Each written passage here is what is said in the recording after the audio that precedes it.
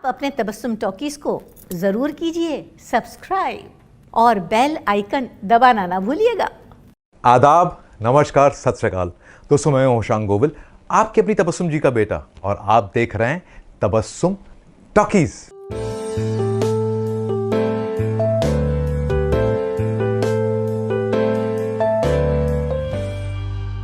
ओ, तो का मुकुट बिहारी चाहिए ना? ए रशीद, जरा बता दे का मुकुट बिहारी का पता। दोस्तों, फिल्म इंडस्ट्री में बहुत सारे लोग एक्टर बनने आते हैं, बहुत स्ट्रगल करते हैं और छोटे छोटे रोल्स भी करते हैं, लेकिन कामयाबी नहीं मिलती। मगर कुछ खुशकिस्मत लोग ऐसे भी होते हैं जो अपना एक नाम और एक मकाम बना पाते हैं। लेकिन आज जिस एक्टर के बारे में मैं आपको बताने वाला हूं, उनके साथ ऐसा नहीं हुआ। वो शुरुआत में जैसे रोल्स करते थे, आखिरी दम तक वो वैसे ही रोल्स करते रहे, और वो थे बहुत ही अच्छी पर्सनालिटी के मालिक जैक गॉड। अनहर, अगर इसकी बातों में सच्चाई है तो हमें इसकी जड़ तक पहुंचना चाहिए। चलकर देखे तो सही, बुढ़िया की टूटी हुई लाठी फिर से कैसे जुड़ गई। कौन है कर्ण अर्जुन? अरे काय का जस्टिस है तुम्हारा? अरे काय का चौधरी हो तुम? अरे कौन सा इंसाफ है? अरे तुम एक रिवॉल्वर लेकर बैठे हो और इतने सारे आदमी, और मैं एक निहत्था। अरे मार दो तो मर्द से लड़कर दिखाओ। तुम बुज़दिल हो, कायर हो तुम। 1958 में जैक पैदा हुए थे झुंझुनू में, जो राजस्थान में है। उनका असली और पूरा नाम था नरेंद्र सिंह गौड़। बचपन से ही उन्हें एक्टिंग करने का बहुत शौक था और वो एक एक्टर बनना चाहते थे। लेकिन उनके पिता चाहते थे कि वो डिफेंस फोर्सेस को ज्वाइन करें, क्योंकि उनके ज्यादातर फैमिली मेंबर्स डिफेंस में थे। इसलिए 19 साल की उम्र में जैक ने नेवी ज्वाइन कर ली और अपनी फिजिक पे ध्यान देने लगे। उन्होंने नेवी तो ज्वाइन कर ली, लेकिन अपने एक्टर बनने का सपना वो भुला नहीं पाए। इसलिए 1980 में उन्होंने नेवी छोड़ दी, मुंबई आ गए और बहुत स्ट्रगल की। बहुत स्ट्रगल करने के बाद 1984 में उन्हें उनकी पहली फिल्म मिली। फिल्म में उनका बहुत छोटा सा रोल था, लेकिन उन्होंने वो रोल एक्सेप्ट कर लिया।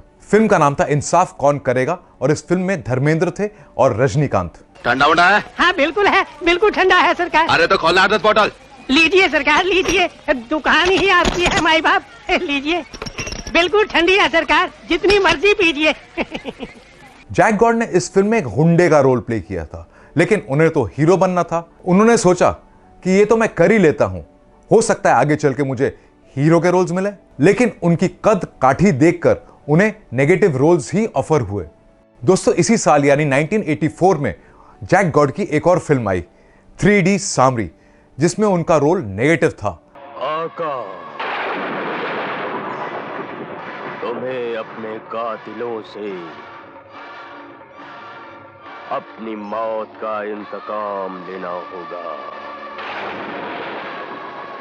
इंतकाम। 1992 में जैक को एक उम्मीद की किरण नजर आई जब उन्हें मेन लीड का रोल मिला। फिल्म का नाम था जंगल का बेटा, और इस फिल्म में जैक ने टार्जन का रोल प्ले किया था। यह फिल्म बुरी तरह फ्लॉप हो गई और जैक की उम्मीदों पर पानी फिर गया और वो बहुत मायूस हो गए। लेकिन फिल्म इंडस्ट्री में बने रहने के लिए जैक ने नेगेटिव रोल्स करना जारी रखा और कई फिल्मों में नेगेटिव रोल्स निभाए। उनमें से एक फिल्म थी करण अर्जुन, जो आई थी 1995 में। उस फिल्म में उनका एक बहुत अच्छा रोल था जो लोगों को बहुत पसंद आया। कौन करण अर्जुन जो बरसों पहले हमारे हाथों मरकर राख हो गए? वो करण अर्जुन? यह फिल्म सुपर डुपर हिट हो गई। इसके बाद 1999 में जैक ने एक और फिल्म की और उसमें उनके कैरेक्टर का नाम था फ्रैक्चर बांडिया। फिल्म का नाम था वास्तव द रियलिटी। उसके माँ बाप की कौन बात कर रहा है? तो विठल खाने देगा। विठल कानिया? वो क्यों देगा? अक्की बंबई में एक ही ऐसा आदमी है जो उसे आसरा देगा। तो जाके बोलो उस कानिया से, अगर उस कुत्ते की जान बचाना चाहता है ना, तो 20 लाख की तोड़ पानी करे। जैक ने अपने आप को समझा लिया था कि उनकी किस्मत में सिर्फ नेगेटिव रोल्स लिखे हैं, और उन्होंने कई सुपर हिट फिल्मों में काम किया, जैसे शहजादे तूफान बेटा, तहलका, साजन चले ससुराल, इज्जतदार और तेजाब। अरे बचवा, हमार कार्ड में 12 कत्ल दाखिल है का? 12 और 13वां हो तोहार, और फिर तोहार 13वीं। अंदर जाओ, इंदर बाबू तुम्हारा इंतजार कर रहे हैं। नहीं, मैं नहीं जाऊंगी, हरगिज नहीं जाऊंगी। क्या कहा? नहीं जाओगी? अंदर जाओ वरना। वरना क्या? वरना ये शिकारी कुत्ते तुम्हें चबा डालेंगे। जैक गॉर्ड ने अपने दौर के सभी बड़े एक्टर्स के साथ काम किया था, जैसे अमिताभ बच्चन, शाहरुख खान, सलमान खान और अजय देवगन, और लगभग 80 से ज्यादा फिल्मों में काम किया, लेकिन कभी भी उन्हें मेन विलन का रोल नहीं मिला। ये गुंडे?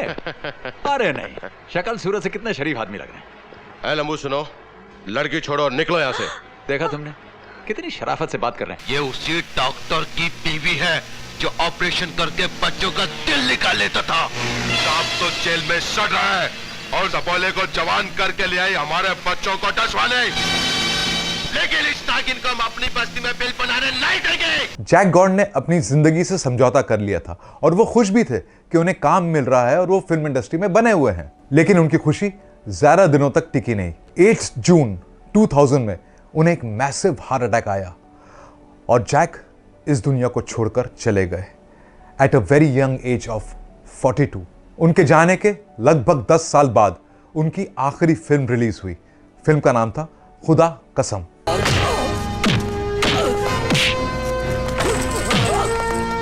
जैक गॉर्ड ने भले ही नेगेटिव रोल्स किए, लेकिन जाती जिंदगी में वो बहुत नेक और अच्छे इंसान थे। आज भी जब उनकी पत्नी और उनके दोनों बेटे उनको याद करते हैं तो उनकी आंखें नम हो जाती हैं। दोस्तों, हम आपको ये बताएं कि उनका एक बेटा अमित जैक गॉर्ड भी अपने पिता की तरह एक एक्टर है और कई फिल्मों में उसने नेगेटिव रोल्स निभाए हैं।